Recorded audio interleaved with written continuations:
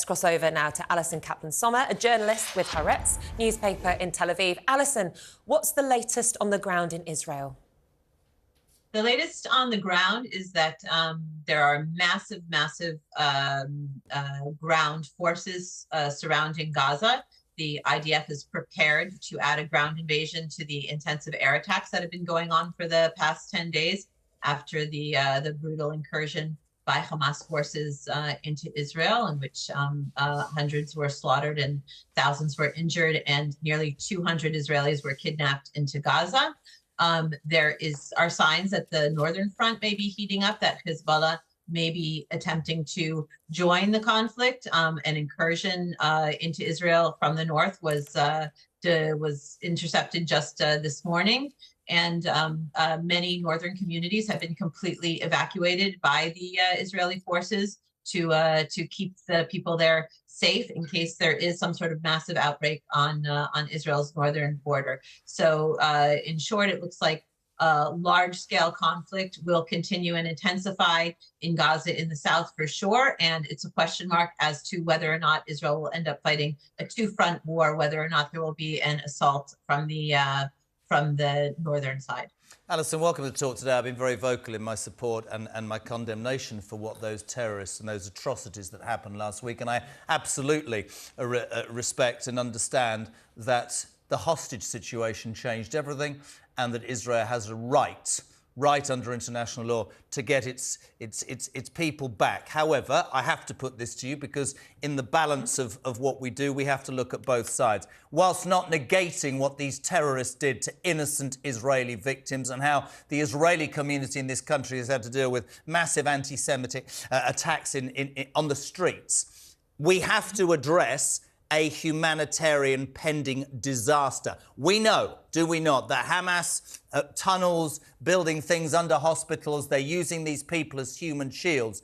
But from an Israeli point of view, try and explain to the viewers and listeners this morning, whilst you want revenge, you want your hostages back, you must give a thought, I guess, to a humanitarian disaster that is unfolding and might well lead to many hundreds of thousands dying. We have to put that point to you.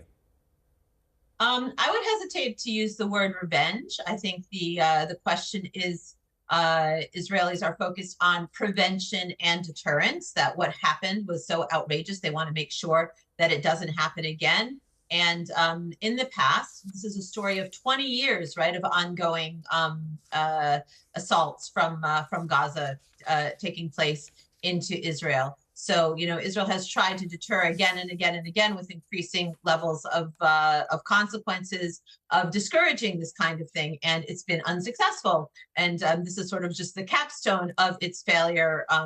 And Israel has reached the conclusion that it can no longer live next door to Hamas, that these communities, you know, are refusing to try to return to any sign of normality with brutal terrorists, you know, yards and meters from their house, determined to kill them. So the stated goal of this operation is to destroy Hamas capabilities militarily, possibly also politically. The long-term effects of that are unsure. And yes, there's going to be terrible, terrible humanitarian consequences. Now, the fact that the United States is working so closely with Israel is not just a sign of support, but also a sign that America is trying to keep an eye on this thing to make sure the humanitarian lines are not crossed in an outrageous way. For example, for days now, the civilians of Gaza have been told to head south away from the major Hamas infrastructure in the north,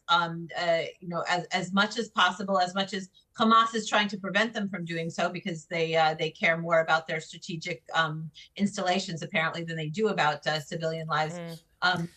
They're being told to move south. Alison, can I just jump in for a second? What happens? Yeah, sure. What happens once they have moved south and Israel attacks the north? Where do they go then?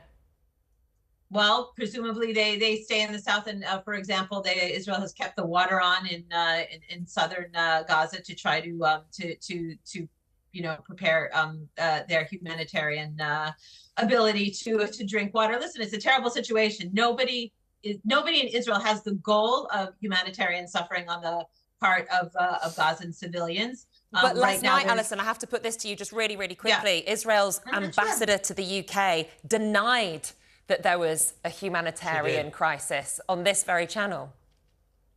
Well, there is a humanitarian crisis. I don't know what he thinks, but I think anyone with eyes can see that there's a humanitarian crisis. There are efforts, and a lot of the dependence on whether humanitarian aid gets through. First of all, whether Israel permits it militarily, which I think the U.S. intervention is for, to make sure that that Israel does cooperate with it. But a lot of it is in Egyptian hands. The one crossing is through Egypt, and Egypt. What I understand is there were supposed to be humanitarian supplies going through yesterday, and it was prevented through the failure of negotiations with Egypt. The Egyptians are afraid of opening that crossing because they don't want a flood of Gazan Palestinian refugees on their hands. So it's a joint effort. Has to be a joint will between Israel and Egypt to get humanitarian aid there and to have the ability of people to get over the border, which there is heavy diplomatic pressure from foreign governments to get their nationals out of Gaza through that Rafah crossing.